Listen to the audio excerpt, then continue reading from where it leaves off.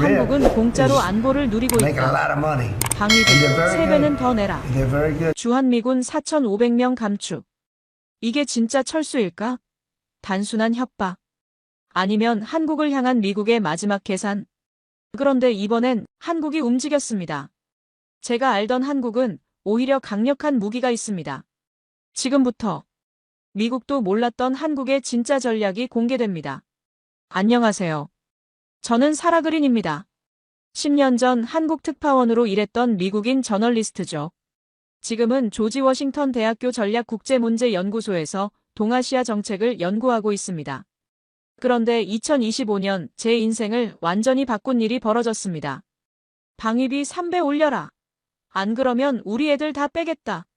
트럼프의 목소리가 TV 스피커를 통해 울려 퍼지는 순간 저는 커피잔을 놓칠 뻔했습니다. 워싱턴 DC 제 사무실에서 대선 유세 생중계를 보던 중이었거든요. 그의 발언은 예상했지만 이렇게 직접적일 줄은 몰랐습니다. 한국에서 우리가 뭘 하고 있는지 알아? 그들을 지켜주고 있는 거야. 공짜로. 청중들의 환호성이 터져나왔습니다. 저는 화면 속 트럼프의 표정을 유심히 관찰했어요. 진심인지 협상용 발언인지 판단하려고 했죠. 그런데 그의 눈빛에서 뭔가 다른 게 보였습니다. 10년 전과는 확실히 달랐어요. 제 머릿속에 과거 기억들이 스쳐 지나갔습니다. 2014년부터 2017년까지 서울에서 보낸 3년. 그때 저는 CNN 서울지국에서 한반도 정세를 취재했었거든요. 북핵 위기, 사드 배치, 갈등까지. 정말 숨가쁜 나날들이었죠. 그런데 지금은 상황이 완전히 달랐습니다. 한국은 더 이상 보호받기만 하는 나라가 아니었거든요. K-팝, K-드라마는 물론이고 반도체, 배터리 기술까지. 세계가 한국을 보는 시선이 완전히 바뀌었어요. 사라, 긴급히 만나야겠는데. 다음 날 아침 일찍 전화가 걸려왔습니다. 마이클 존슨 연구소 소장이었어요. 평소 침착한 그가 이렇게 다급한 목소리를 낸 적은 처음이었습니다. 무슨 일이세요? 트럼프 발언 봤지? 이번엔 진짜야. 백악관 관계자들이 움직이고 있어. 한국 가야겠어. 저는 숨이 막혔습니다. 정말 주한미군 철수를 검토한다는 뜻이었거든요. 하지만 동시에 의문이 들었어요. 정말 미국이 한국에서 철수할 수 있을까요? 지금 시점에서 말이에요. 언제 출발하죠? 내일 새벽 비행기야. 극비 출장이니까 아무한테도 말하지 마. 전화를 끊고 나서 저는 한참 동안 창밖을 바라봤습니다. 포토맥 강이 잔잔히 흐르고 있었어요. 10년 만에 다시 한국 땅을 밟게 될 줄은 꿈에도 몰랐습니다. 그것도 이런 상황에서 말이에요. 그날 밤 짐을 싸면서 계속 생각했습니다. 과연 트럼프가 정말 주한미군을 빼려는 걸까요? 아니면 단순한 협상 카드일까요? 답은 한국에 가야 알 수 있을 것 같았어요. 비행기 안에서 저는 과거 한국에서 작성했던 기사들을 다시 읽어봤습니다. 한미동맹 60년 변화하는 파트너십이라는 제목의 기사가 눈에 띄었어요. 그때는 몰랐지만 지금 보니 예언 같은 내용이었습니다. 인천공항에 도착하자마자 저는 느꼈어요. 뭔가 달라졌다는 걸 말이에요. 공항부터 시작해서 거리의 분위기까지. 10년 전과는 완전히 다른 에너지가 흘렀습니다. 자신감이랄까요? 이번엔 진짜 감축 카드를 꺼내려는 것 같습니다. 외교부 이승현 북미국장이 조심스럽게 말을 꺼냈습니다. 서울 시내 한 조용한 카페에서 만난 자리였어요. 10년 전 제가 한국에 있을 때부터 알고 지낸 사이였거든요. 확실한 정보인가요? 백악관 쪽에서 비공식적으로 흘린 정보들을 종합해보면 그렇습니다. 단순한 협상용이 아니라 실제로 감축안을 검토하고 있어요. 이승현의 표정이 어느 때보다 진지했습니다. 그는 커피잔을 천천히 돌리며 말을 이었어요. 하지만 이상한 점이 있어요. 평소라면 국방부나 국무부를 통해 공식 채널로 압박이 들어와야 하는데 지금은 언론 플레이가 먼저예요. 저는 고개를 끄덕였습니다. 그 말이 맞았어요. 맥브라이언 주한미국 대사가 며칠 전부터 한국 언론들과 만나면서 철수 가능성을 흘리고 다녔거든요. 매우 계산된 움직임이었죠. 여론전이라는 뜻인가요? 정확합니다. 우리 국민들을 불안하게 만들어서 정부가 먼저 방위비 증액을 제한하게 만들려는 거죠. 이승현의 분석은 날카로웠습니다. 하지만 저는 뭔가 놓친 부분이 있다는 생각이 들었어요. 미국 입장에서 정말 한국을 압박만 하려는 걸까요? 카페를 나서면서 저는 워싱턴의 백악관 관계자들에게 연락을 시도했습니다. 평소 잘 알고 지내던 국가안보회의 직원들이었어요. 사라, 지금 어디야? 서울이야. 주한미군 관련해서 물어볼 게 있는데. 그 건은 노코멘트야. 미안해. 마크, 우리 사이 아니야? 정말 미안해. 지금은 말할 수 없어. 나중에 연락할게. 1명, 2명, 3명. 모두 똑같은 반응이었습니다. 이상했어요. 평소라면 어느 정도는 귀띔을 해주던 사람들이었거든요. 뭔가 큰일이 진행되고 있다는 증거였습니다. 그날 저녁 호텔로 돌아가는 길에 이승현에게서 또 연락이 왔어요. 사라 씨, 내일 아침 뉴스 보세요. 큰일 날 것 같습니다. 무슨 일이에요? 월스트리트 저널에서 특종을 준비하고 있어요. 4,500명 철수설이요. 전화를 끊고 나서 저는 한참 동안 서울 야경을 바라봤습니다. 10년 전과 똑같은 모습이었지만 제 마음은 전혀 다른 기분이었습니다. 다음 날 새벽 정말로 월스트리트 저널에 기사가 나왔어요. 트럼프, 주한미군 4,500명 철수 검토라는 제목이었습니다. 기사 내용은 상당히 구체적이었어요. 단순한 추측 기사가 아니었죠. 한국 증시가 개장과 함께 급락했습니다. 국방 관련주들이 하한가를 기록했어요. 언론들도 일제히 긴급 뉴스를 내보내기 시작했습니다. 하지만 저는 이상한 점을 발견했어요. 미국 국방부의 공식 반응이 너무 늦었거든요. 보통 이런 민감한 사안이 나오면 즉시 해명이나 부인 성명을 내는데 이번엔 하루 종일 조용했습니다. 뭔가 다른 카드가 있는 것 같아요. 이승현과 다시 만난 자리에서 저는 솔직한 생각을 털어놨습니다. 그도 비슷한 생각이었던 것 같아요. 저도 그런 느낌입니다. 단순한 철수 협박치고는 너무 정교해요. 마치 우리 반응을 살펴보려는 것 같달까요? 그 순간 저는 깨달았습니다. 이번 사태의 진짜 목적이 뭔지 말이에요. 미국은 단순히 방위비를 더 받으려는 게 아니었어요. 뭔가 더 큰 그림이 있었던 겁니다. 이건 단순한 협상이 아니에요. 월스트리트 저널 보도 이후 사흘째, 저는 미군 내부 소식통과 접촉에 성공했습니다. 오산 공군기지에서 근무하는 정보장교였어요. 물론 신분은 밝힐 수 없는 만남이었죠. F-35 스텔스 전투기 12대가 이미 중동으로 이동했어요. 패트리어트 미사일 2개 포대도 마찬가지고요. 제 심장이 빨리 뛰기 시작했습니다. 정말로 철수를 준비하고 있다는 뜻이었거든요. 아니면 최소한 그런 모습을 보여주려 한다는 뜻이었어요. 언제부터요? 1달 전부터 차근차근 준비했어요.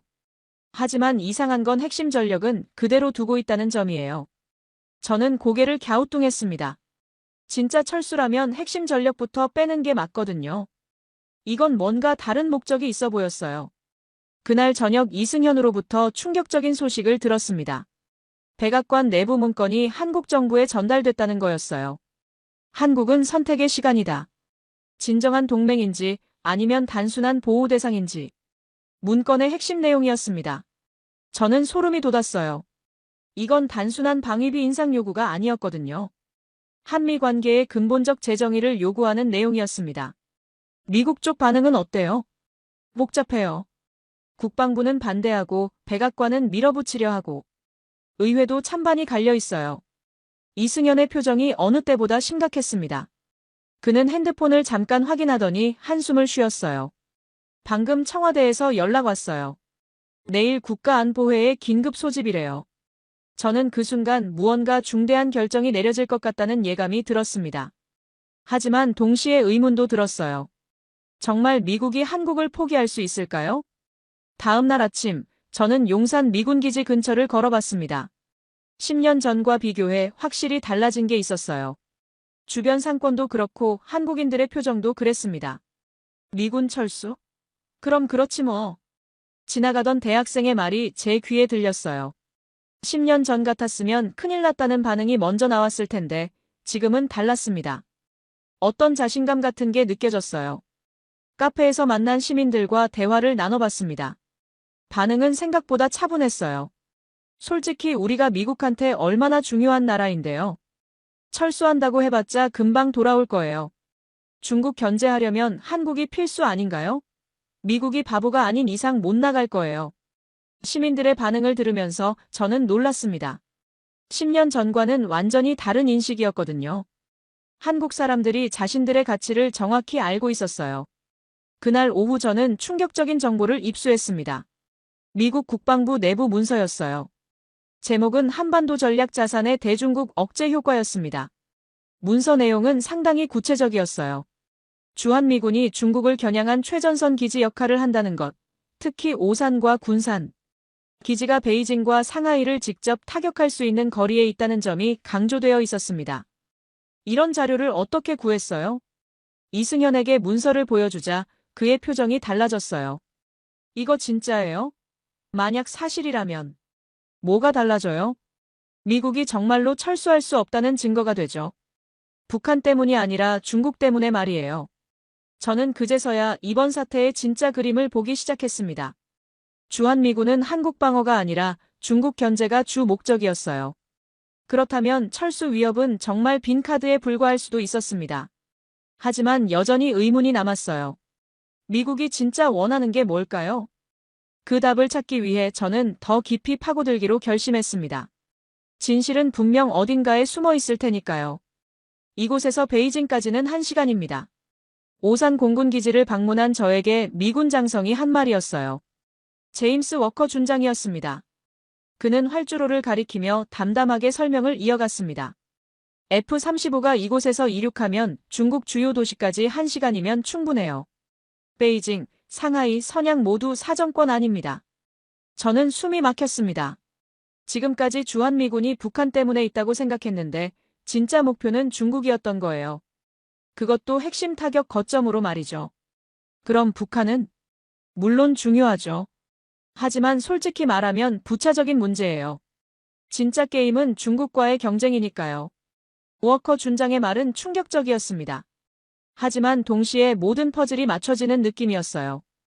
왜 미국이 한국에서 쉽게 철수할 수 없는지, 왜 이런 복잡한 게임을 벌이고 있는지 이해가 되기 시작했습니다. 그런데 워싱턴에서는 철수를 검토하고 있다고 하던데요. 정치인들 생각이죠. 군인 입장에선 말이 안 돼요. 이곳을 포기한다는 건 서태평양 전체를 중국에게 넘겨주겠다는 뜻이거든요. 준장의 표정이 진지해졌습니다. 그는 잠깐 주변을 둘러보더니 목소리를 낮췄어요. 과거 트럼프가 독일에서 미군을 빼려 했을 때 무슨 일이 일어났는지 기억하세요? 군부에서 얼마나 반발했는지 말이에요. 저는 고개를 끄덕였습니다. 2020년 트럼프가 독일 주둔 미군을 대폭 감축하려 했을 때 펜타곤과 의회에서 강력히 반대했던 일이 있었거든요. 결국 실제 감축 규모는 처음 계획의 절반도 안 됐어요. 지금도 비슷한 상황인가요? 더 심해요. 독일과 달리 이곳은 최전선이니까요. 여기서 물러나면 일본, 대만까지 도미노처럼 무너져요. 기지 견학을 마치고 돌아가는 길에 저는 이승현에게 전화를 걸었습니다. 오늘 들은 이야기를 꼭 전해야겠다는 생각이 들었어요. 흥미로운 정보네요. 사실 우리 정부도 비슷한 분석을 하고 있었거든요. 어떤 분석이요? 미군이 정말 나간다면 가장 손해를 보는 건 한국이 아니라 미국이라는 거죠. 특히 중국 견제 측면에서 말이에요. 이승현의 목소리에 뭔가 다른 톤이 섞여 있었어요. 마치 새로운 카드를 준비하고 있다는 듯한 느낌이었습니다. 혹시 정부에서 뭔가 준비하고 있는 거예요? 내일 만나죠. 좀 더 구체적인 이야기를 해드릴게요. 전화를 끊고 나서 저는 호텔방에서 오늘 있었던 일들을 정리해봤습니다. 점점 명확해지는 게 있었어요. 이번 주한미군 철수 위협은 단순한 협상이 아니었습니다. 한미 관계의 패러다임을 바꾸려는 시도였어요. 하지만 미국이 놓친 게 있었습니다. 한국도 이제 게임의 룰을 바꿀 수 있다는 점이었어요. 10년 전과는 완전히 다른 위치에 서 있었거든요. 다음 날 이승현과 만난 자리에서 저는 놀라운 제안을 들었습니다. 우리가 먼저 전략적 미군 운용안을 제안하면 어떨까요? 무슨 뜻이에요? 미국이 원하는 건 결국 중국 견제를 위한 전략 기지잖아요. 그럼 우리가 그에 맞는 역할 분담안을 만들어서 제안하는 거죠. 단순히 보호받는 입장이 아니라 전략 파트너로서 말이에요. 이승현의 눈빛이 반짝였습니다. 정말 혁신적인 아이디어였어요. 지금까지 한국은 미국의 제안을 받아들이는 입장이었는데 이번엔 한국이 먼저 대안을 제시하겠다는 거였으니까요. 구체적으로 어떤 내용이에요? 전력 재배치, 역할 분담, 비용 분담까지 포함한 종합적인 패키지요. 미국도 거부하기 어려운 조건들로 말이에요. 저는 그 순간 알았습니다. 이번 게임의 진짜 승부수가 여기에 있다는 걸 말이에요. 한국이 더 이상 수동적인 동맹국이 아니라는 걸 보여줄 기회였습니다. 정말 가능할까요? 해볼 만한 가치가 있어요. 어차피 미국도 진짜로 철수할 수는 없으니까요. 이승현의 자신감 있는 표정을 보면서 저는 새로운 기대감을 느꼈습니다. 과연 한국이 이 위기를 기회로 바꿀 수 있을까요? 한국 정부에서 흥미로운 제안이 왔네. 워싱턴의 백악관 관계자로부터 전화를 받은 건 그로부터 일주일 후였습니다. 마크 테일러 국가안보회의 선임 보좌관이었어요. 평소 절대 먼저 연락하지 않는 사람이었거든요. 무슨 제안이요? 공동전력 재배치안이라고 하더라. 꽤 구체적이야. 한국이 이런 제안을 해온 적은 처음이야. 저는 심장이 빨리 뛰기 시작했습니다. 정말 이승현이 말했던 그 제안을 한국 정부가 공식적으로 했다는 뜻이었거든요. 어떤 반응이에요? 솔직히 놀랐어. 우리가 철수 카드를 꺼내니까 오히려 더 적극적인 협력안을 들고 나오더라고. 완전히 예상 밖이었어. 마크의 목소리에서 당황스러운 기색이 느껴졌어요. 미국으로서는 한국이 굽히고 들어올 거라 생각했는데 정반대 상황이 벌어진 거였죠. 그날 저녁 이승현과 만났을 때 그의 표정은 한층 밝아져 있었어요. 미국 쪽 반응이 어떤가요? 생각보다 좋아요. 특히 국방부에서는 긍정적으로 검토하고 있다고 하더라고요. 구체적으로 어떤 내용을 제안했어요? 이승현이 서류 몇 장을 꺼내 보여줬습니다. 한미전략 동맹 발전 방안이라는 제목이 눈에 띄었어요. 핵심은 역할 분담이에요. 미군은 전략 타격 능력에 집중하고 한국군은 지역 방어와 후방 지원을 담당하는 거죠. 그리고 기지 운영비는 양측이 합리적으로 분담하고요. 방위비 인상 요구는 어떻게 해결했어요? 오히려 효율성을 높이는 방향으로 접근했어요. 비용을 더 내는 대신 운영 방식을 개선해서 전체적인 효과를 극대화하자는 거죠. 저는 감탄했습니다. 정말 창의적인 해결책이었어요. 미국의 압박을 정면으로 받아내지 않고 오히려 더 나은 대안을 제시한 거였거든요. 미국 내부 반응은 어때요? 복잡해요. 백악관 일부에서는 당황하고 있고 국방부는 관심을 보이고 의회는 아직 관망 중이에요. 며칠 후 저는 더 놀라운 소식을 들었습니다. 한국의 제안이 트럼프 자문단까지 전달됐다는 거였어요. 어떻게 그런 일이? 여러 채널을 통해서요. 특히 공화당 내 국방 전문가들이 관심을 보였어요. 이들이 트럼프에게 직접 보고했다고 하더라고요. 이승현의 설명을 들으면서 저는 한국 정부의 치밀함에 감탄했습니다. 단순히 제안서만 보낸 게 아니라 미국 정치권 전체에 영향력을 행사할 수 있는 채널을 모두 활용한 거였어요. 반응은 어땠어요? 생각보다 좋았어요. 한 공화당 의원은 이건 윈윈이다라고 말했다고 하더라고요. 그 순간 저는 판이 뒤바뀌고 있다는 걸 느꼈습니다. 지금까지 미국이 일방적으로 압박하는 구조였는데 이제는 한국이 게임의 룰을 바꾸려 하고 있었어요. 며칠 후 워싱턴에서 또 연락이 왔습니다. 이번에는 국방부 고위 관계자였어요. 한국 제안 진지하게 검토하고 있어. 특히 전력 재배치 부분이 흥미로워. 구체적으로 어떤 점이요? 효율성이야. 지금보다 적은 비용으로 더 큰 효과를 낼 수 있다는 분석이 나왔거든. 저는 놀랐습니다. 한국의 제안이 단순히 정치적 타협안이 아니라 실제로 군사적 효과까지 인정받고 있다는 뜻이었거든요. 트럼프는 뭐라고 하던가요? 아직 공식 입장은 없어. 하지만 자문진들이 긍정적으로 보고하고 있으니 곧 결정이 날 것 같아. 그날 밤 저는 서울 시내를 걸으며 생각에 잠겼습니다. 정말 상황이 이렇게 빨리 바뀔 수 있는 건지 믿기지 않았어요. 불과 한 달 전만 해도 한국이 미국의 압박에 굴복할 것 같았는데 지금은 정반대였거든요. 다음 날 이승현으로부터 결정적인 소식을 들었습니다. 백악관에서 긍정적인 신호가 왔어요. 다음 주에 고위급 협의를 하자고 하더라고요.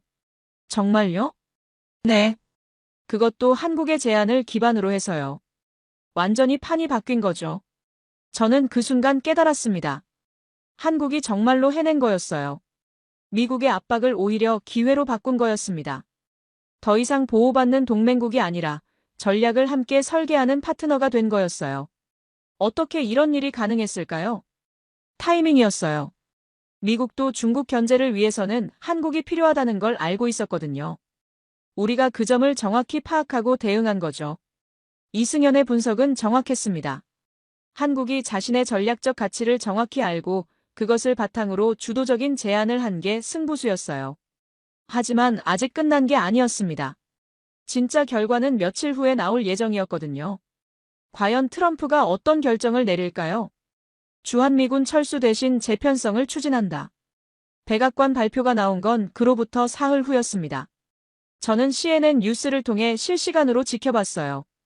트럼프 대통령의 직접 발언이었습니다. 한국과의 새로운 전략 동맹 체제를 구축할 것이다. 철수가 아닌 효율적 재편성을 통해 양국 모두에게 도움이 되는 방향으로 가겠다. 저는 소름이 돋았습니다. 한 달 전만 해도 철수하겠다고 위협하던 그가 정반대 발언을 한 거였거든요. 정말 한국의 제안이 트럼프를 움직인 거였어요. 곧바로 이승현에게 전화를 걸었습니다. 왔어요? 네, 지금 청와대가 난리예요. 모두들 믿을 수 없다는 표정이거든요. 이승현의 목소리에서 기쁨과 놀라움이 동시에 느껴졌어요.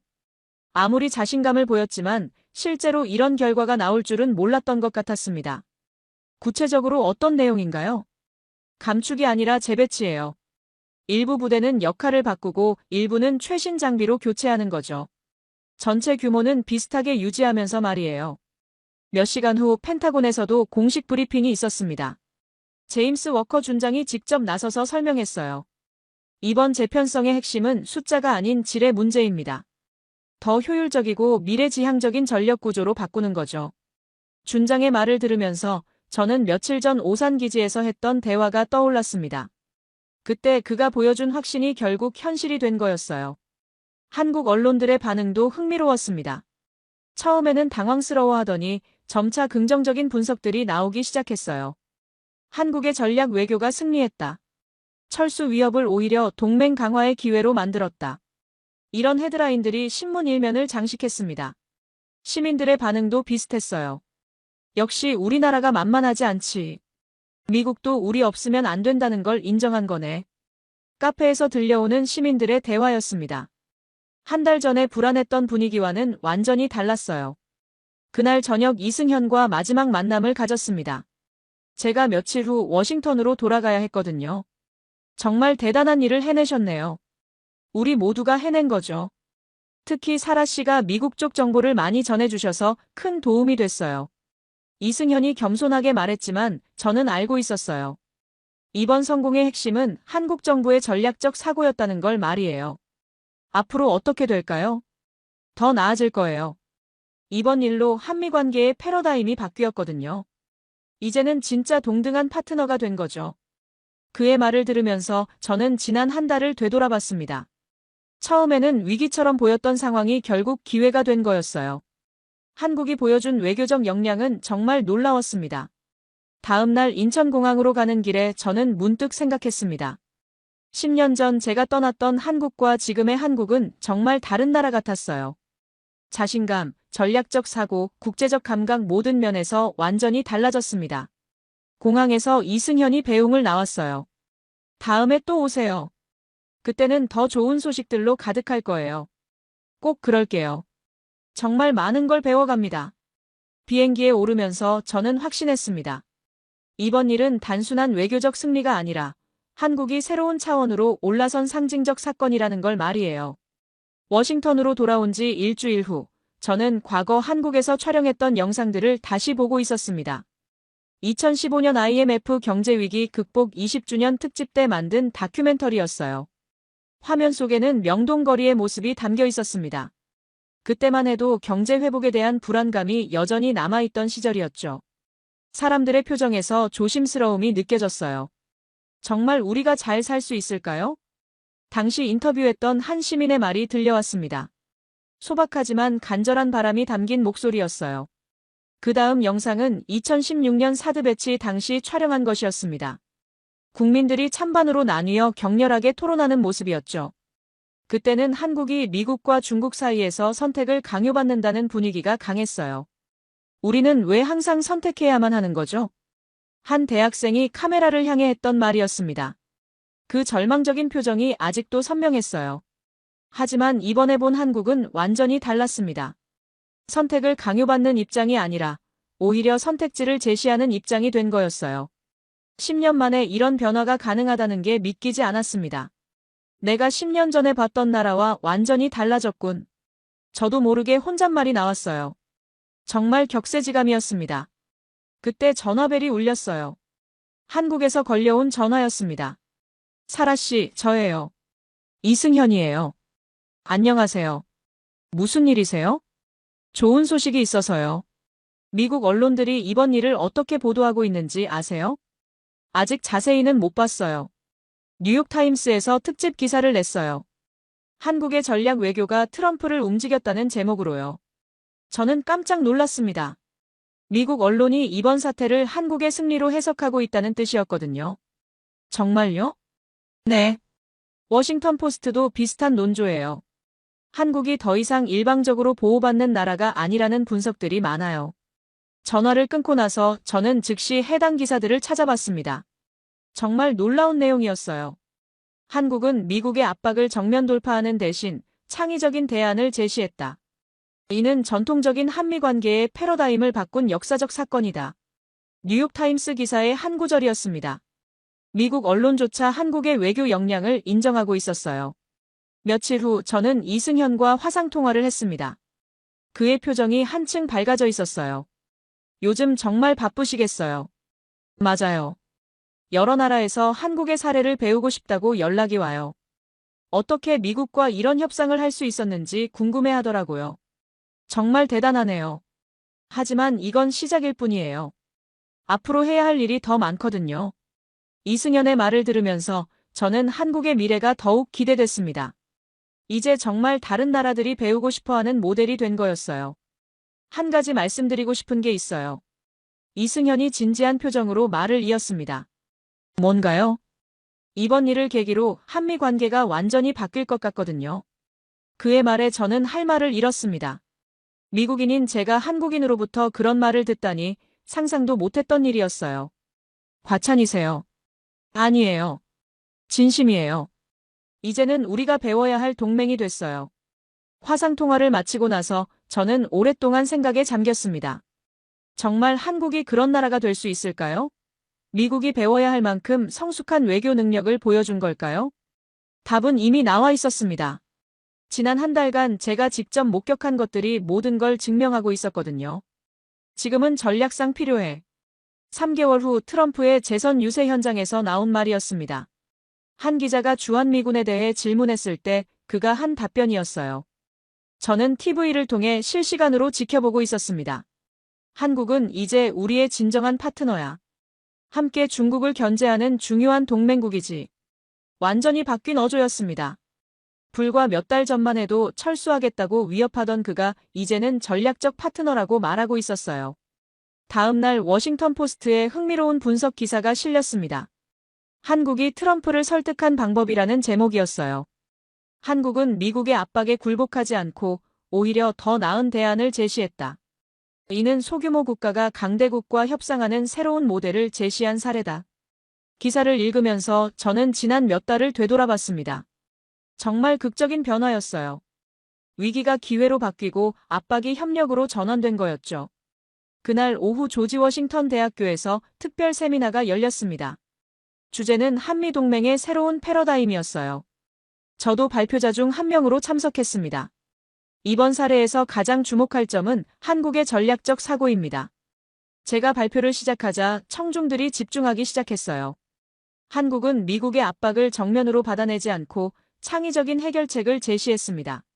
이는 전통적인 동맹 관계를 넘어선 새로운 모델이라고 할 수 있어요. 질의응답 시간에 한 교수가 손을 들었습니다. 그럼 앞으로 한미 관계는 어떻게 될 것으로 보시나요? 더욱 성숙한 파트너십으로 발전할 것 같습니다. 이번 일을 계기로 양국 모두 서로의 가치를 재인식하게 됐거든요. 세미나가 끝나고 저는 제 사무실로 돌아와 보고서를 작성하기 시작했습니다. 연구소에 제출할 최종 보고서였어요. 한미 동맹의 미래 새로운 패러다임을 향하여. 제목을 정하고 나서 저는 핵심 문장을 써내려갔습니다. 우리는 철수 협박을 무기 삼았지만 한국은 미래를 제안했다. 이 한 문장이 지난 몇 달의 모든 것을 요약하고 있었어요. 미국은 과거의 방식으로 압박했지만 한국은 미래지향적인 대안을 제시한 거였죠. 보고서를 마치고 나서 저는 창밖을 바라봤습니다. 포토맥 강이 여전히 조용히 흐르고 있었어요. 하지만 제 마음은 전혀 다른 기분이었습니다.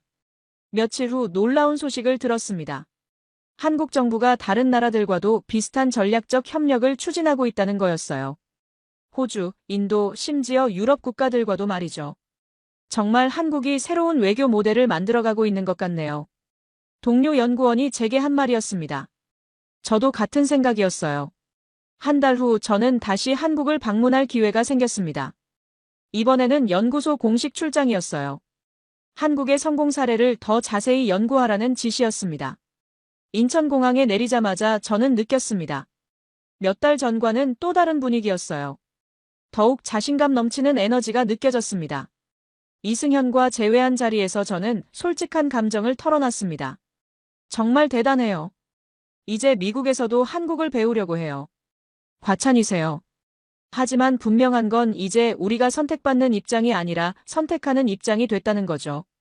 그의 말이 맞았습니다. 상상할 수 없었던 일이 현실이 된 거였어요. 서울을 떠나는 날, 저는 확신했습니다. 이번 일은 단순한 외교적 성공이 아니라 역사의 전환점이었다는 걸 말이에요. 한국이 정말로 세계를 이끌어갈 수 있는 나라임을 증명한 순간이었습니다. 비행기 창문으로 내려다본 서울의 야경이 더욱 밝게 빛나고 있었어요. 마치 새로운 미래를 향해 나아가는 희망의 빛처럼 보였습니다.